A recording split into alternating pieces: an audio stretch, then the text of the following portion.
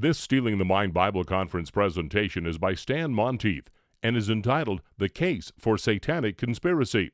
For a free catalog of over 250 awesome Bible studies on DVD or CD, call Compass at 1-800-977-2177 or on the web at compass.org.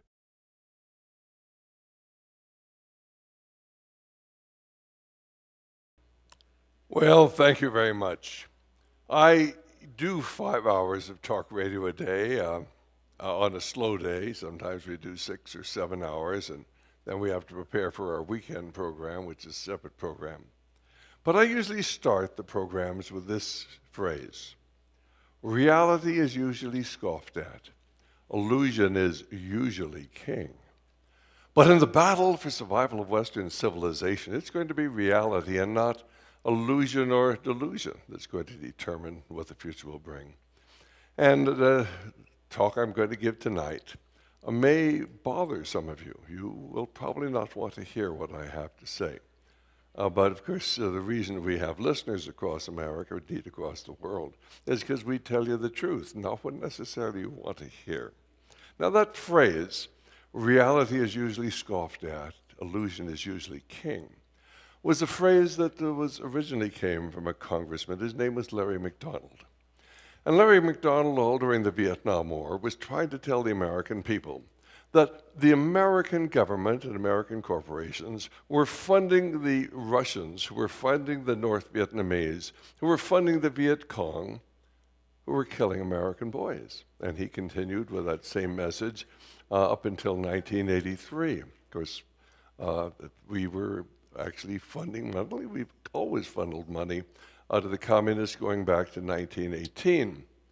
We have created the best enemy money could buy, but you see, that message is not very popular. You're supposed to believe what you're told.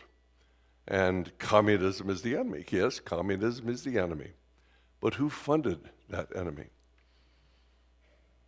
Larry McDonald was on Korean Flight 007 in 1983, went down. The wreckage of the plane wasn't found at that time. There was a massive search operation. The bodies were never recovered. When Yeltsin became the premier or president of Russia, why, of course, he gave the Americans the black box that had been on the plane, but it had been erased. And our leaders never asked what was on the black box. Is it possible that they knew? Well, if we have time, I will tell you the rest of the story. A story you're never going to hear from the conventional talk show hosts in America. Now, you might hear it from John Leffler or a few of the other people who would come here to talk to a program like this, to a meeting like this. But the truth is very seldom revealed in America. And that's a tragedy, because basically an understanding of the forces that have shaped the events of the 20th century is predicated not upon facts to be learned, but rather upon secrets to be discovered, and there are secrets. Benjamin Disraeli alluded to the secret in his book, Coningsby. He wrote that back in 1844, and this is what he said. Now, remember, Disraeli eventually became the British Prime Minister. He was Prime Minister on 2 occasions. So you see, my dear Coningsby, the world is governed by very different personages from what is imagined by those who are not behind the scenes. The world is governed by very different personages from what is imagined by those who are not behind the scenes. And most of you think that the President of the United States really has something to do with what happens in America. But of course, the reality is far different than what we are led to believe. Woodrow Wilson referred to this, and he was aware of the covert government. He gave a series of speeches in 1912, which were eventually actually converted into a book in 1916. It's called The New Freedom. That's the front pages, and this is what he says starting on page 15. Since I entered politics, I've chiefly had men's views confided to me privately. Some of the biggest men in the United States in the field of commerce and manufacture are afraid of somebody. They're afraid of something. They know that there is a power somewhere so organized, so subtle, so watchful, so interlocked, so complete, so pervasive, that they'd better not speak above their breath when they speak in condemnation of it. And then Franklin Delano Roosevelt. I went through Colonel House's papers back in 1980. I went to Yale University to the special library there and spent many weeks going through the papers of Colonel House, one of the most important characters in contemporary history. I came across a letter that President Roosevelt had actually written to Colonel House. And on the second page of that letter, he said this: "The real truth of the matter is, as you and I know, that financial elements in the major centers have owned the government since the days of Andrew Jackson." Now remember, this letter was written in 1933. Andrew Jackson became President of the United States in 1833. Is it possible that there really are these elements? And we have these letters. You'll find this. We have the syllabus out here, which has all the material from this documentation of most of the things we will tell you, and we put it into syllabuses so that, well, I have this syllabus in case things get lost. We lose the PowerPoint presentation. I have to give this. But we try to provide the information for you. So there is a syllabus that goes with this and with many of our other lectures. Now, certainly most of you are well aware that it was President Eisenhower who talked about the military-industrial complex. It was President Kennedy gave a speech on secret societies and how we could not have a free society if there were secret societies. And people say he was talking about the Masons, but the Masons are only one of a number of secret societies in America, which you will never find discussed. And basically, Ronald Reagan, he gave a speech on the Iron Triangle. And it was in his farewell speech. He talked about this alliance between Congress, the media, and special interest groups, these people working behind the scenes who control our government. So what's the secret? Well, there's a mysterious group of powerful people who control the United States and direct the course of world events. Well, if that's true, why isn't the public aware of that fact? I mean, we have freedom of the press here. Well, no, ladies and gentlemen, freedom of the press means that if you own the press, you have the freedom to suppress whatever you want to. And certainly, I've been at this game long enough to know that the major media will not put me on any of the major things. I have occasionally been on something on national television, but I've had far more shows canceled at the last minute that I've been on. But basically, Edward Bernays, fascinating character. He was Sigmund Freud's nephew. And he described the techniques that he had used and that he had developed to conceal the truth from the American people. And basically, Edward Bernays was employed during the First World War to convince the American people we had to get into that First World War. Why did we enter World War I? Well, the Lusitania was sunk. Well, Lusitania was sunk in 1915. We didn't go into war until 1917. And it was simply because J.P. Morgan, some of his friends, bought up the major newspapers and used it for propaganda.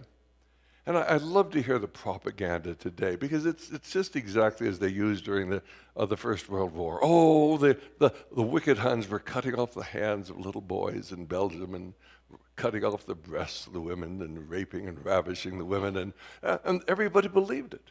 Now, there wasn't a word of truth in it. There may have been an occasional something, but certainly terrible things happen in wartime. But it was all a lie. And yet, literally hundreds of thousands of Americans volunteered in 1917 to go off and fight to make the world safe for democracy. They love these slogans. Change the world safe for democracy. The war to end all wars. That was the slogan that Edward Bernays developed. To sell the American people on the idea of we had to go to war. Absolutely no reason for that war. No reason for England to be in the war. It could have been stopped in 1915. But this small group that I'm talking about wanted the war, and this is covered in our other talks. One of them is called Iraq, the Untold Story, and I hope you'll get your pencil and papers out and you'll check out the sources of reference we go into, because we go into the background of the First World War was totally phony. And of course, when it didn't bring about the desired result, which was a one world government, then we had to have a Second World War, and that was for the United Nations. And when that didn't succeed, why, we made what John Leffler talked about today inevitable, and that is World War III. And World War III is coming. It's not a matter of if, but a matter of when. And this will be a terrible and horrible war, beyond even your worst nightmares. But this is what Edward Bernays wrote. Oh, Edward Bernays also was the one who employed by an American tobacco company to get women to smoke. Women didn't smoke. When I went to medical school, why, women didn't get cancer of the lung by the time certainly I was in practice, why women were developing the cancer of the lung as a direct result of the advertising campaign put on by Edward Bernays, get lucky, strike, have a smoke, not a sweet, all these wonderful slogans that he developed to get women to smoke, and he did, and he managed to kill millions of women. They died a day of lung cancer, totally unnecessarily. And then, of course, he was employed by the U.S. Public Health Service to convince us we had to have fluoridated drinking water because of children's teeth. And what they do not tell you, and which none of the black leaders in this country will tell you, is the largest study ever done in America was done on children, black, white, Hispanic. 450,000 children had a finger stick, took the drop of blood that developed, had it tested for lead. In the communities where they use hydrofluorosilicic acid to fluoridate the drinking water, the level of lead in the blood doubles in white children, goes up 4 times in Hispanic children, and 6 times in black children. And the black children get lead encephalopathy. There's work done by a Professor Roger Masters at Dartmouth. We have all of this if you want to check it out. You check it out on the internet, you check it out with us, get the material. Roger Masters, sociologist. He wanted to know what relationship it was between toxic substances in the environment and crime. So they checked the areas where, of course, you had used hydrofluorosilicic acid to fluoridate the drinking water because this pulls the lead out of the bronze, it pulls it out of solder, it pulls it out of plumbing. And what's the level of crime in those areas compared to the areas where they don't use it? And of course, dramatic increase where these children had developed lead encephalopathy. Today in America, 1 in every 103 American adults is in prison in the land of the free. 1 in every 33 American adults is in prison, probation, or parole. But 1 in 3 young black men between 21 and 31 is in prison, probation, or parole. A lot of this, of course, is lead encephalopathy, and you're never going to hear this from the media. Edward Bernays did a wonderful job in controlling what the American people think, and this is what Edward Bernays wrote in his 1928 book, Propaganda. The conscious and intelligent manipulation of the organized habits and opinions of the masses is an important element in democratic society. Those who manipulate this unseen element of society constitute the invisible government, which is the true ruling power of our country. We are governed, our minds are molded, our tastes are formed, our ideas suggested largely by men we have never heard of. And that's absolutely true. The book, Propaganda, first page of the book, he lays it all out. But of course, Rush Limbaugh isn't going to tell you about that. Here's a fascinating book. They made it so difficult we can't carry it, but you can probably get it to a bookstore. It's written by Professor Ben Bagdakian. And Professor Bagdakian was the dean of the School of Journalism at the University of California in Berkeley in 1983 when he began studying the control of the media. And at that time, 50 major corporations controlled most of the major media outlets in the United States. 20 years later, in 2003, 6 corporations controlled 90 to 95% of the major media outlets. That's AOL, Time Warner, Bertelsmann, Viacom, which is CBS, Disney, ABC, General Electric controls NBC. The deal with Comcast has not gone through, and Fox, which has a vast media empire. They all have vast media empires. Those 6 corporations are affiliated with one another. They have interlocking boards of directors. And of course, they are affiliated all with the Council on Foreign Relations, which is one of the major forces working behind the scenes in America, which most people don't understand. My because very few people have been there and been through their records and really studied the background of where the Council on Foreign Relations came from, or what its true goals are. But I've spent many weeks back at their headquarters going through their records, and I think I can speak with a fair amount of authority on this. Now, Ben Bakdakian, Dr. Ben Bakdakian, he was a liberal. And so he believed that the wicked capitalists control the media. Most conservatives and Christians believe that the liberals control the media. And both sides are wrong. You see, what they want to do is play right against left, conservative against liberal, Democrat against Republican, as if there really was a great deal of difference there. Who does control the media? Well, Ian Fleming encountered this little group that controls the media when he actually was an agent working for British intelligence during the Second World War, and he talked about it in his Bond novels, and he called it Spectre, and that was the special executive for counterintelligence, terrorism, and extortion and revenge. He wrote about it in a couple of books, and then he died, one of those strange deaths that happens to many people who write about what really goes on behind the scenes. You can find their emblems of these secret societies. You find it on the back of the dollar bill.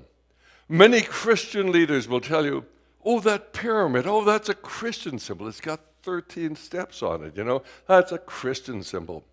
Because the Christian movement has been infiltrated, as the liberal movement has been infiltrated, as the conservative movement has been infiltrated. In fact, it's very hard to learn the truth. But what is that all-seeing eye?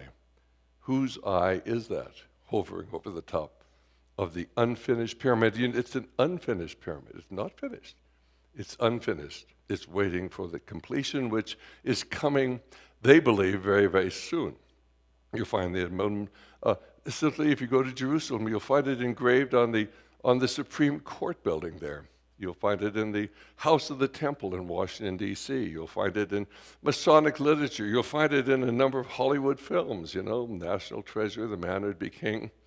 The emblem was discussed very well in Dan Brown's novel, The Lost Symbol, but most people didn't understand what he was writing about. Very sympathetic to Masonry and this secret society that had a secret message. And if you read Dan Brown's novel very, very carefully, you read it through 2 or 3 times, you will learn the secret.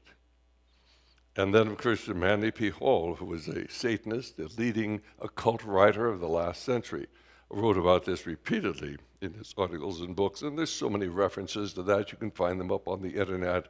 But that is one of their major emblems, but there are really hundreds of emblems, and you can go to my website and see all of these emblems, and they just love to put them up. They hide them in plain sight. You see them every day, and you have no idea what you're dealing with. In fact, if you read their literature, you can read it, and they tell you exactly what they're doing and what they believe, and you can't understand it. Now, what part does Freemasonry play? Well, it's part of this. They've got a couple of million members, but most Masons are good people. They have no idea what Masonry is all about. I don't condemn the people who are in Masonry. They love the camaraderie. They do a lot of good. The Shriners Hospital, I was an orthopedic surgeon for 40 years. The Shriners did a lot of good. But I'm going to present the key to the mystery. And I want you to read this, and I want you to read it very carefully. It was written by Albert Pike, and he's the man who codified Masonic beliefs. And in 1871, he wrote a book. It was called Morals and Dogma. On pages 566 and 567, he wrote this: "The prince of darkness made Adam, whose soul was the divine light, contributed by the eons at his body of matter, so that he belonged to both empires, that of light and of darkness.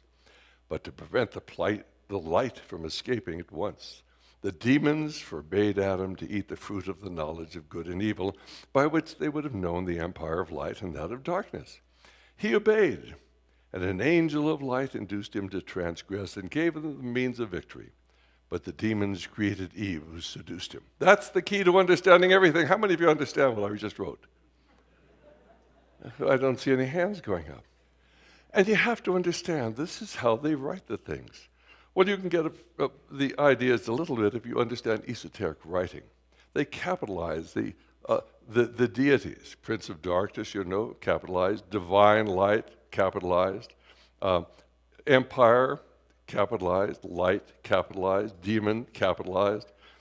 Empire of Light again, Angel of Light. These are all suggest deity. And of course, you have to understand that they write in esoteric means so that the average person is incapable of understanding it. Now, what no one will tell you, when you went to college, I don't know if it's when you went to college, but when I went to college, it was required to take Philosophy 1A, the only thing you were required to do. And you're required to read Plato's Republic. Why is Plato's Republic important? Well, because what you're not told is that the Greek philosophers, starting with Pythagoras, Socrates, Plato, Aristotle, were all involved in this movement I'm talking about today, because this is an age-old movement. They had one message for the common folks, for their students, but another message for the elite. And there's a book, you can still buy it, it's called Plutarch's The Age of Alexander. And Plutarch, writing in the 1st century, describes an interchange between Alexander the Great and Aristotle. And remember, Alexander the Great, with a little army of 37,000 Macedonians, conquered the whole known world. He went up against Darius, who had hundreds of thousands, if not millions of men, troops of elephants, and archers, and all of these things. And Alexander the Great is always winning. How was he able to do it? Nobody ever asked that. Well, in this exchange that is described in Plutarch's The Age of Alexander, why, Alexander the Great writes this letter to Aristotle, and he's very, very critical of Aristotle, who'd been his teacher. I mean, Aristotle had trained Alexander in the mysteries. And Alexander writes to Aristotle and says, "You've done a terrible thing. You've written a book. You've written a book about the esoteric secrets. How am I going to be able to control other men? How am I going to be able to accomplish what I do if other men understand the secrets?" And Aristotle writes back, and he says, "You don't understand, Alexander. Basically, unless you have been schooled in the secrets, unless you've been personally taught, no one can understand them. Any more than you could understand the phrase that I had up there before about Adam and Eve. You read it, but you can't understand it because you're not supposed to understand it. Everything is concealed." Now, I'll go a little bit in the background of what we're talking about. Basically, Nimrod, about the Tower of Babylon, to unite the world about 2,200 years before the birth of Christ. Remember, the earth was formed, according to the Bible, about 6,000 years ago. There was about 1,600 years between the Garden of Eden and the Great Flood. About 200 years between the Great Flood and Nimrod. And Nimrod, of course, wanted to unite the world, but God intervened. Now, uniting the world has always been the goal of Satan. He's always wanted to unite the world under his leadership because he wanted to be as God. But of course, God intervened, and so the society under Nimrod was dispersed throughout the world. But it was at this point that the mysteries and the secret societies were formed. And of course, they basically, you'll find it spread on into Babylon, and of course, it is found in the Kabbalah. The Kabbalah is nothing more than simply the mysteries of ancient Babylon, which were codified by the rabbis, the Jewish rabbis, during the Babylonian captivity. But of course, the secret, and there is secret power there that you can tap into, was certainly known to Pythagoras and Socrates, Plato and Aristotle. The Magi understood that. And of course, this is the basis of the Gnostic religion. It's the basis of the Templars, of the Rosicrucians, of the Freemasons, of the Illuminati, of Theosophy, which was formed in 1871. It's the basis of the New Age today. This is what Albert Pike wrote, and you'll learn a great deal by reading Albert Pike if you understand the things I'm telling you. But this is what he wrote, which will explain what I just told you. The occult science of the ancient Magi, the Magi understood the secrets, was concealed under the shadows of the ancient mysteries. It was imperfectly revealed, or rather disfigured by the Gnostics. It's guessed at under the obscurities that cover the pretended crimes of the Templars. And it is found enveloped in the enigma that seems impenetrable in the rites of highest masonry. Magic was the science of Abraham, of Orpheus, of Confucius, and Zoroaster. What is the secret? Well, Manly P. Hall, he was the leading Masonic philosopher of the 20th century, and in his lectures on ancient philosophy, Freemasonry is a fraternity within a fraternity, an outer organization concealing an inner brotherhood of the elect. The visible society is a splendid camaraderie of free and accepted men enjoined to devote themselves to ethical, educational, fraternal, patriotic, and humanitarian concerns, but the invisible society is a secret and most august fraternity whose members are dedicated to the service of a mysterious arcanum and canorum. Well, of course, I don't know how many of you know what arcanum and ancanorum are, but you have to go to the dictionary as I did, and the arcanum is the secret, and the ancanorum is the secret of secrets, the ultimate secret that has been so carefully concealed from you and from most Masons. Now, you have to understand that one of the major purposes of Masonry is to conceal the secret from the Masons themselves, because if they've really understood it, most of them would leave this organization. They use those as a front so that people say, well, look, the Masons, there's nothing wrong with them. Look, all these great people have been Masons. They're good people, and they are. Most of them are good people. But this is what Albert Pike writes, and I give you the references to his book. Masonry conceals its secrets from all except the adepts and sages. Notice A in adept and S in sage are capitalized. These people that are deified, or the elect, and use false explanations and misinterpretations of its symbols to mislead those who deserve only to be misled, to conceal the truth, which it calls light, from them, and to draw them away from it. So the average Mason doesn't know. Elsewhere on pages 8 to 19, he writes this: the blue degrees are but the outer court or portico of the temple. Part of the symbols are displayed there to the initiate, but he is intentionally misled by false interpretations. It is not intended that he shall understand them, but it's intended that he shall imagine he understands them. Their true explanation is reserved for the adepts, capital A, and the princes of Masonry. So understand that these people who are actually learn about this are deified. It's like they were gods. Manly P. Hall wrote a fascinating book. We do carry this, and we offer it in our special section.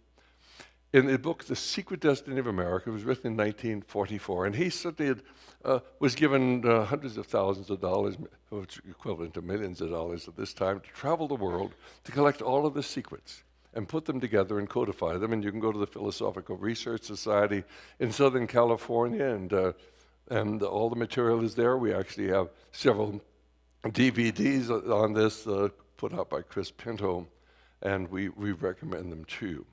But this is what Manly P. Hall wrote. For more than 3,000 years, remember, this is coming from the other side. This is what the other side says. For more than 3,000 years, secret societies have labored to create the background of knowledge necessary to the establishment of an enlightened democracy among the nations of the world. Men bound by a secret oath to labor in the cause of world democracy decided that in the American colonies they would plant the roots of a new way of life. Brotherhoods were established to meet secretly, and they quietly and industriously conditioned America to its destiny for leadership in a free world. Now, you must understand that they wanted world democracy. Have you ever wondered why? Everybody refers to America as a democracy. We're not a democracy. You can read the Constitution, the Bill of Rights, the Federalist Papers, the writings of the founders of this country, Declaration of Independence, the Constitution of every state. And you'll never once find the use of the word democracy other than to say, to decry it. We don't want a democracy. And yet, when you went to school, you were taught it as a democracy. The president refers to us as a democracy. The media refers to it as a democracy. Everybody refers to America as a democracy. Democracy, Plato wrote about it. He said democracy is always degenerating to despotism, and that's what they want. They want a despotic system because our Constitution limits the power of the central government. And these wicked people want to centralize all power in government so they can control and then crush you. And unborn generations. Then Manly P. Hall went on to write, the replica of the all-seeing eye, this is my explanation, my discussion. The replica of the all-seeing eye was engraved on the back of the Great Seal of the United States in 1789 and hidden from view there until 1935 when it was placed on the back of the dollar bill. And Manly P. Hall writes about that, and this is what he says, on the reverse of our nation's Great Seal is an unfinished pyramid to represent human society itself, imperfect and incomplete. Above floats the symbol of the esoteric orders, the radiant triangle with its all-seeing eye. There's only one possible origin for these symbols, and that is the secret societies which came to this country 150 years before the Revolutionary War, which would have been in the 1730s, shortly after the Pilgrims got here in 1720. They've been here for a long time. Now, when a Freemason is inducted into the 32nd degree, this is what he's told. It was the remembrance of this science and religious absolute, of this doctrine that is summed up in a word, of this word, it fine alternately lost and found again, that was transmitted to the elect of all the ancient initiations. It was this same remembrance preserved or perhaps profaned, in the separated or in the celebrated order of the Templars, that became for all of the secret associations of the Rose Cross, of the Illuminati, of the Hermetic Freemasons, the reason of their strange rites, of their signs more or less conventional, and above all, of their mutual devotedness and of their power. And if you want power, why, you're on the wrong side here. I mean, you may think that if we get the Republicans in, we're going to have the power, but the leadership of the Republican Party is controlled by the same people who control the Democratic Party, and they make mockery of most of what's going on. Yes, in our states, sometimes we do have the ability to influence what's going on, but in Washington, D.C., if you really speak out and try to do something, you'll end up like Congressman Larry McDonald, whose story I told you at the beginning of this talk. Masonic rites provide access to the other dimension. This is what you must understand. You live in a material world, but there is a mystical world out there. You live in a subjective world, but there's a spiritual world. You live in a visible world, but there's an invisible world. You live in a tangible world, but there's an intangible world. You live in a natural world, but there is a supernatural world. Almost every city in the United States has a metaphysical bookstore. Almost every bookstore has a section on metaphysical books, and many Christian bookstores across America have sections on metaphysical books that will allow you to tap into the other dimension. Now, if you're a Christian, you have to believe in the supernatural. I mean, after all, how could anybody walk on water, as Christ did, materialize after being crucified in a room that was locked, and then suddenly dematerialize? I mean, there is a mystical world. There is another dimension out there, but we are never told about this, talked about it. And of course, there is a Christian, there's a good dimension, and there's a bad dimension. And in this other dimension, of course, this is where the real battle taking place today is being fought. You can access the other dimension by using a Ouija board, by use of psychedelic drugs, psychedelic music, yoga, meditation, consulting a medium, visiting a fortune teller, studying astrology, engaging in the rituals of the ancient secret societies.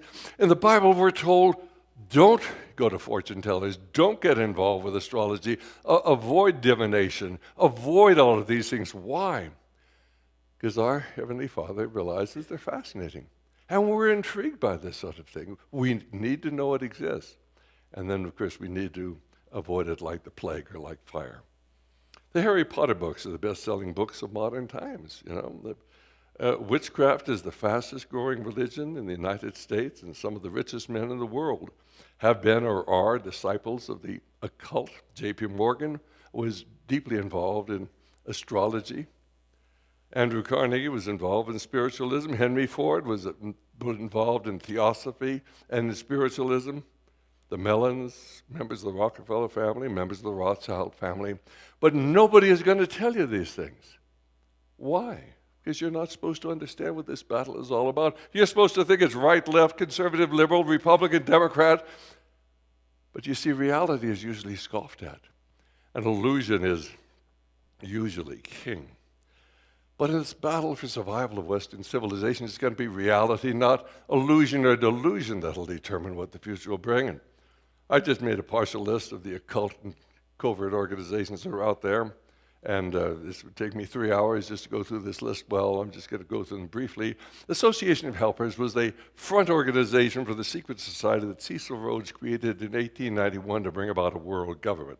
The Ascended Masters are people who have evolved to a higher level of consciousness. They're also known as the Great White Brotherhood. The Aquarian Conspiracy, a term used by Marilyn Ferguson, who wrote about this so-called New Age movement, which dominates our society today. The Aspen Institute certainly is a Brotherhood of Darkness think tank involved with this. Certainly this, the Bohemian Grove, the Bilderbergs, the black nobility. They're the aristocracy of Europe. They date back hundreds and hundreds of years, and they tie in deeply to the occult. The Baha'i religion, of course, advocates a one-world religion.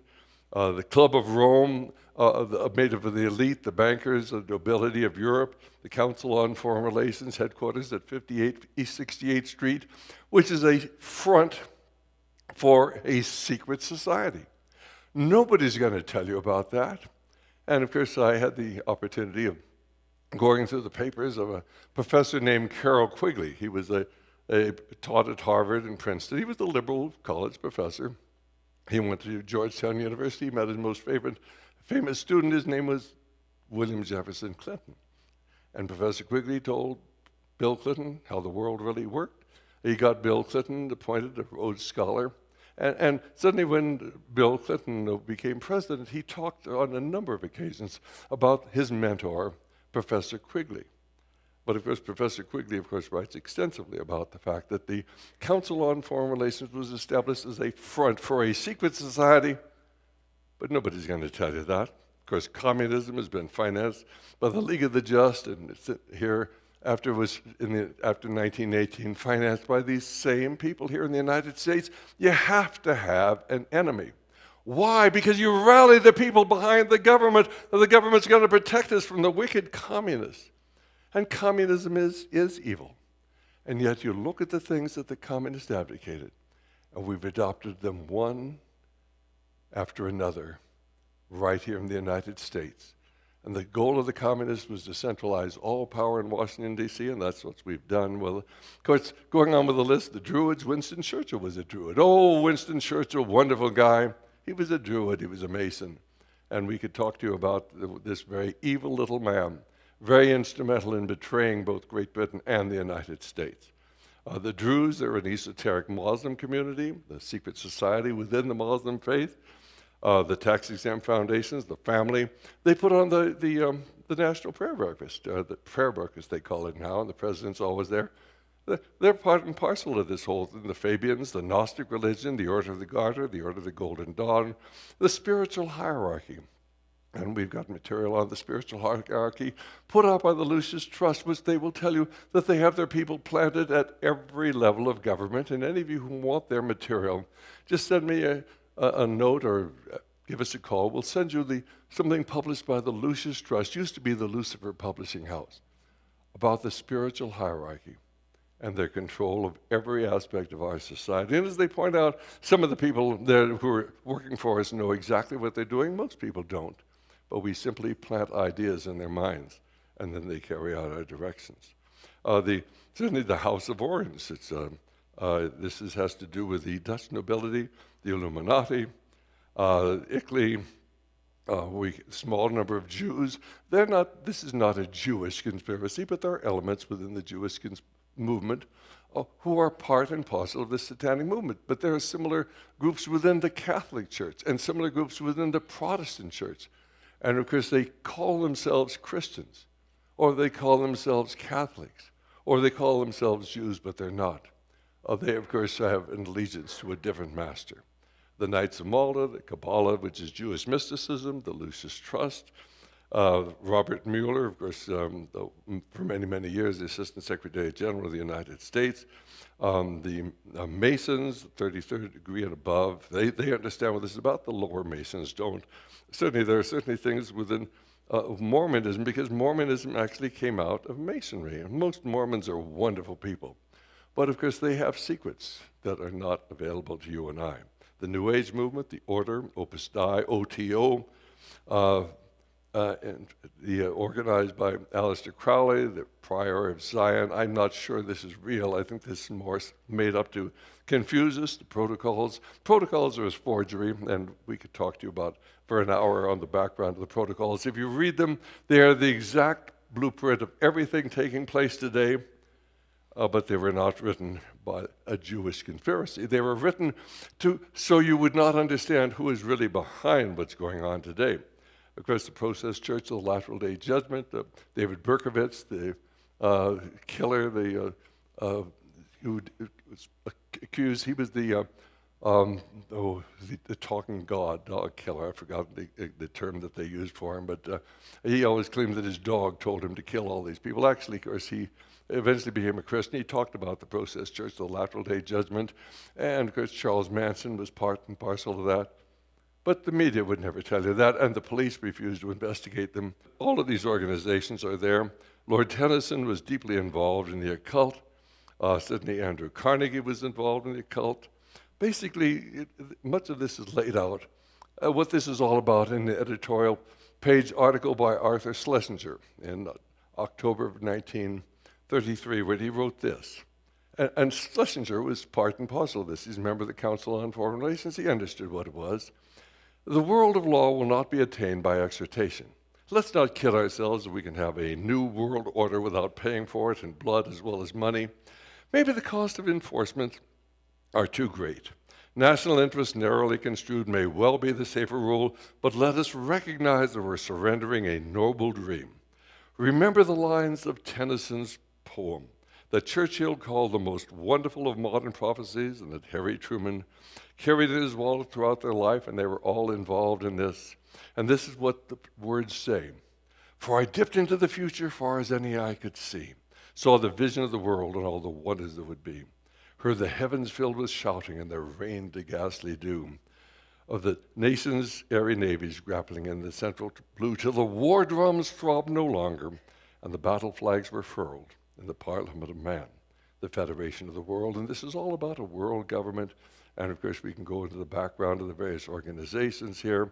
But Barry Goldwater, writing about the Trilateral Commission, which is the most prominent secret society, or not secret, you can read about it, but you don't really understand what they do. The Trilateral Commission is international. It's intended to be the vehicle for consolidation of the financial and commercial interests by seizing control of the political government of the United States. They've done that. Between 1977 and the year 2008, every president and or vice president of the United States came from their membership rolls. There's only 78 of them in the North American chapter. I mean, 6 of the 8 presidents of the World Bank, including the present one, came from the Trilateral Commission. 8 of the 10 World Trade Representatives, 7 of the 12 Secretaries of State, 9 of the Secretaries of Defense, 12 Secretaries of Defense, and, Hillary Clinton, our Secretary of State, her husband was a member of the Trilateral Commission. It's all a fraud, ladies and gentlemen. It's all a terrible fraud. That's the Trilateral Commission's logo. If you look very carefully, you could almost imagine you could see 3 6s there if you're paranoid, but there's no question that the center is an upside down. Broken cross, they love logos. And of course, basically, we talked about morals and dogma, and of course, the writings, and we're going to have to skip through much of this, but here's what Albert Pike wrote on page 321 of his book, Morals and Dogma. Lucifer the light bearer, strange and mysterious name to give to the spirit of darkness, Lucifer the son of the morning. Is it he who bears the light and with its splendors intolerable blinds feeble, sensual, or selfish souls? Doubt it not, for traditions are full of divine revelations. And of course, they were known by others as well. Manly Behold, who we've referred to in the past, wrote, when the Mason learns that the key to the warrior on the block is the proper application of the dynamo of living power, he has learned the mystery of his craft.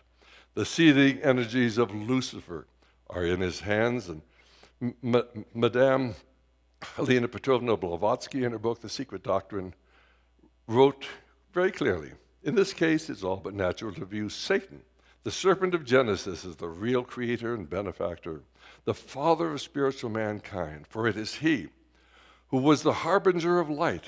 Bright, radiant Lucifer opened the eyes of the automaton created by Jehovah, as alleged, and he who was the first to whisper, in the days that ye eat thereof, ye shall be as Elohim, knowing good and evil, can only be regarded as a savior. And then you go back and you read what Albert Pike wrote about the Garden of Eden, and you'll find out, of course, what he's referring to. The Prince of Darkness, of course, who created Adam, is the God that we worship. And, of course, the God they worship is Lucifer. And basically, there are two gods. This is a Gnostic religion. And if you look at that very carefully and you understand it's all reversed, our God is bad, their God is good. Because, of course, that is where the power is. There are two gods. Lucifer is the powerful God. Lucifer offers freedom. The God we worship has all sorts of restrictions. He's got 10 commandments. You not do this, you should do the other thing. But you take away those 10 commandments, you end up with moral anarchy, which is why they took God and prayer out of our schools. They knew exactly what they were doing. Lucifer offers you wealth and fame, and we're going to have to skip over a great deal of this. But the Supreme Court was controlled by the Masons totally. From 1941 to 1971, the majorities of 5-4 to 8-1. Why doesn't anybody ever tell you that? The Masons control our Supreme Court, and the God they worship is the great architect of the universe, Lucifer. Well, we wrestle not against flesh and blood, but against principalities, against powers, against the rulers of the darkness of this world, against spiritual wickedness in high places. Wherefore, take unto you the whole armor of God, that you may be able to withstand in the evil day, and having done all to stand. For back of all that foes have plotted, back of all that saints have planned, back of the schemes by men or demons, moves a higher hidden hand. Warp and woof are heaven's making, all the patterns good and wise, though on earth's side oft perplexing, clear and right in heavenly eyes. And though the cause of evil prosper, yet his truth alone is strong, though her portion be the scaffold and upon the throne be wrong. Yet that scaffold sways the future, and behind the dim unknown standeth God within the shadow, keeping watch above his own. Let me just point out in closing, Larry McDonald did not die in Flight 007. If you go up on the internet, you'll find references to the fact that he was taken to prison. A few months ago, I talked to one of my regular guests. His name is Bob Fletcher. And just casually, he mentioned, oh, yes, I talked to the fellow who was in the cell next to Larry McDonald.